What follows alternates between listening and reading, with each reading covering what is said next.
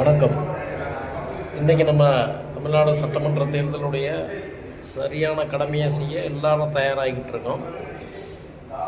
அன்பான விஜயினுடைய ரசிகர் சகோதர சகோதரிகளுக்கு அன்பாக கேட்டுக்கிறது ஒன்றே ஒன்று தான்.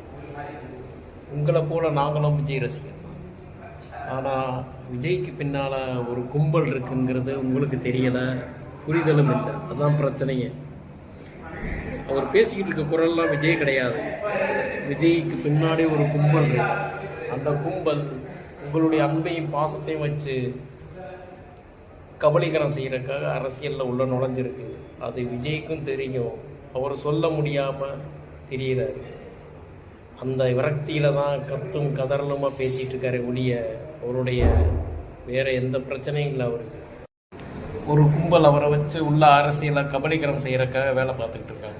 அது தெரியாமல் நீங்கள் போய் விஜய் மேலே வச்சுருக்க பாசத்தினால நீங்கள் ஏதோ ஓட்டு போட்டால் விஜய் தான் அந்த நாட்டுக்கு சுபிச்சங்கன் பண்ணிடுவான்னு நினச்சி நீங்கள் தவறான கண்ணோட்டத்தோடு இருக்கீங்க. தயவு செய்து புரிஞ்சுக்கிட்டு நடக்கிற அரசாங்கம் நல்லபடியாக நடந்துக்கிட்டு இருக்குங்கிறத புரிஞ்சுக்கிட்டு இத்தனை நாள் கதறினது போதும். இன்றைக்கி நீங்கள் ஓட்டு போடுறத புரிஞ்சுக்கிட்டு ஓட்டு போடுங்க. விஜய்க்கு போடுற ஓட்டு விஜய்க்கு கிடையாது. அது விஜய்க்கும் தெரியும்.